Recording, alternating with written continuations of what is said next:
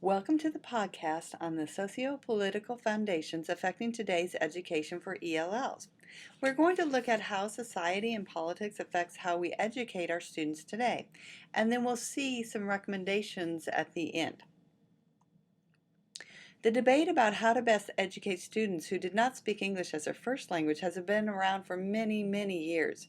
For example, Native Americans' parents were asked to send their children to boarding school where only English was spoken so that the children would be anglicized in the 1880s. Theodore Roosevelt in 1926 emphasized the connection between the English acquisition and loyalty to the U.S. with the following statement, quote, "We have room for but one language in this country, and that is the English language, for we intend to see that crucible turns our people out as Americans, of American nationality, and not as dwellers in a polyglot boarding house." End of quote. Before this time, there were many schools using native languages. This hostile climate against languages other than English would result in drastic reduction of any type of bilingual instruction in the U.S. According to James Crawford, the restriction of language use had two intentions. The first purpose was to deprive minorities of their individual rights in order to frustrate worker solidarity. The second one was to institute a perception of the United States as an exclusively Anglo community. This thinking remained pretty constant until the 1950s and 60s. However, during this time, the Supreme Court did refuse to back these beliefs and kept on affirming the rights of citizens to learn and teach their language of preference. The Civil Rights Movement was a precedent for educating all of our students in the modern era.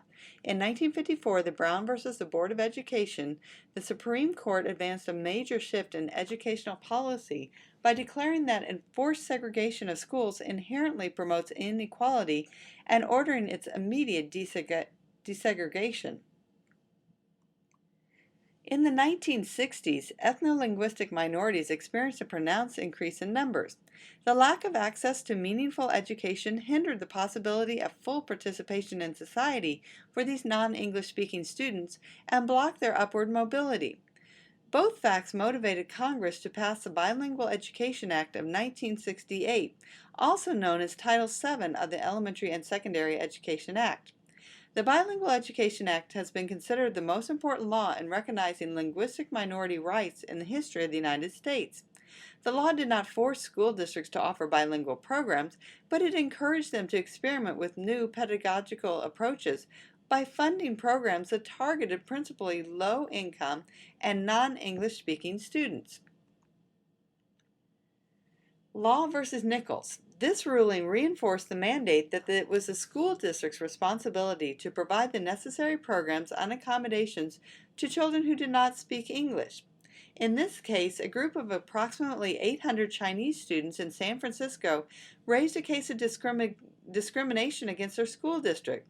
These non-English speaking students argued that they were left to sink or swim by being taught exclusively in English, a language they could not yet fully understand. The Supreme Court reasoned that the responsibility to overcome language barriers that impede full integration of students falls on the school boards and not on the parents or the children. Otherwise, there is no real access for these students to meaningful education. The law ruling did not mention any specific remedies, it just mentioned appropriate action.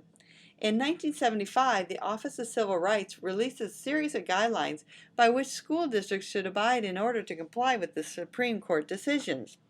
These guidelines named the law remedies and essentially promoted transitional bilingual education programs.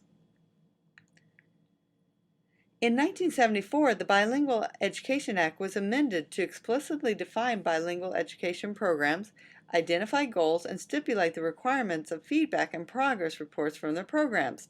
At the time, the lack of a systematic means of determining success of such programs was considered one of the failures of bilingual education. Another case to know is a case from Raymondsville, Texas, near the Brownsville area. It brought to the forefront the issue of quality education. Districts were not only to have programming for the ELL student, but it must be a quality program. In the next slide, we will see the requirements set by the Castaneda versus Pickard.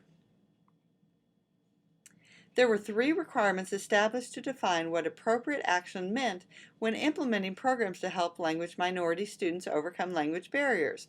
The program must be based on sound educational theory. Once a program is developed, then there must be sufficient resources and personnel to implement it fully, and it must prove to be effective in teaching students English. There must be some sort of assessment that shows students are learning. These 3 things must not just be on paper, but actually happening. Then in the fall of 1994, Proposition 187 was passed in California, a policy that made it illegal for children of undocumented immigrants to attend public schools.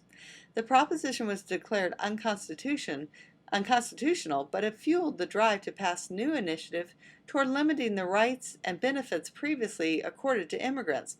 However, 12 years earlier, in Pyler versus Doe, it stated that undocumented children have a right to a free public education. School districts can no longer require documents such as Social Security numbers before a student may begin school. The Bilingual Education Act was not a flawless law. Its purpose was vague, and the means by which programs were to be implemented was also left unclear. In some cases, bilingual education programs were not operating effectively.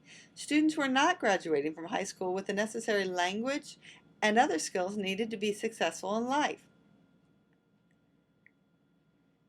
In 1994, under the Improving America's Schools Act, the Bilingual Education Act was reauthorized.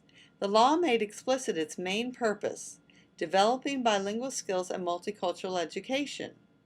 For the first time, bilingual education was not only considered as a resource to help immigrants become fluent English speakers, but also as a potential asset to improve the country's prospects, a way to develop the nation's natural resources, thus promoting our nation's competitiveness in the global economy.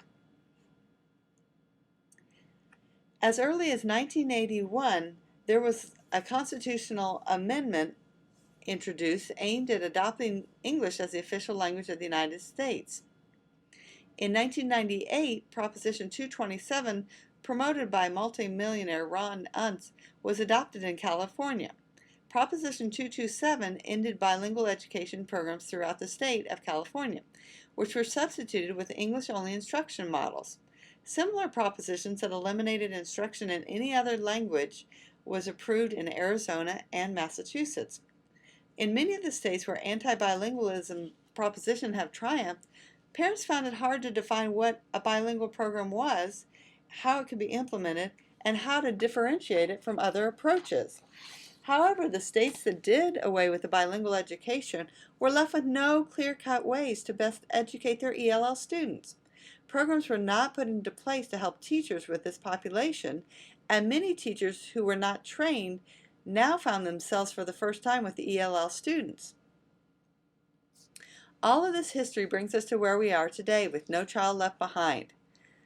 Although President Bush signed this into action shortly after he took office, a major proponent of this was Senator Ted Kennedy, so it really was a bipartisan agreement.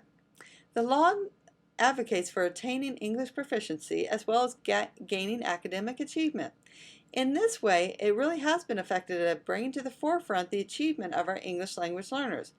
However, it does not give any guidance or funding on how to make that happen. The TESOL organization has given recommendations for the upcoming reauthorization of the Elementary and Secondary Education Act, which is NCLB. They looked at several different categories. The first one I'll talk about is developing sound assessment and accountability systems for English language learners. The recommendations included to provide clear and firm guidance on appropriate accommodations for English language learners when tested with the state instruments, allowing local education agencies the authority to determine at what stage in their English development ELLs must take reading, math, and science assessments in English, to weigh the English language proficiency and academic assessments for English language learners. For accountability purpose, both the language proficiency assessment and academic assessments should be taken into consideration and weighed according to each student's level of language proficiency. For example, for ELLs at the beginning levels of English language proficiency, More weight should be given on language proficiency assessment results. As the learner becomes more proficient in English, gradually more weight can be given to the academic content assessment results. Another recommendation is to track individual language learners' language proficiency and look at a growth model to show progress for AYP.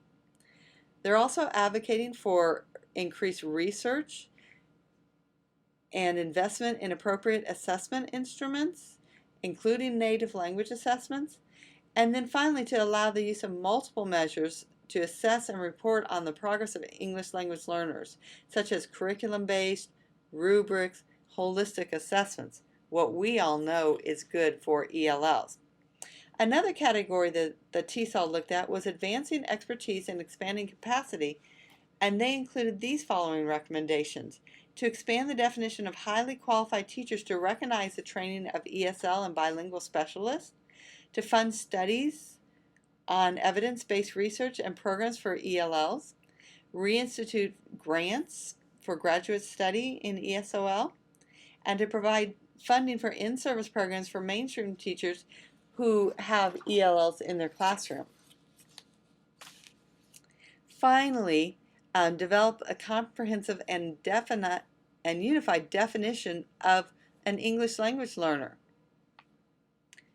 TESOL also looked at building community and recommended that funding be provided for secondary programs for late entry ELLs, and also to increase support and funding for programs that carry out parent education and family involvement activities, such as the Even Start Family Literacy Program.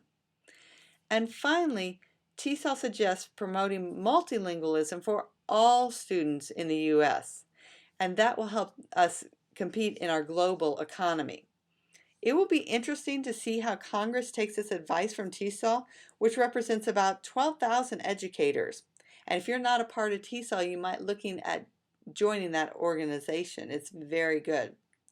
Hopefully, we'll learn from all of our past history, and we will move forward with legislation which truly does not leave any child behind and does what is best for all of our students. Thank you so much for listening. As always, if you have any questions or comments, please feel free to give me a call or to email me. Thanks again.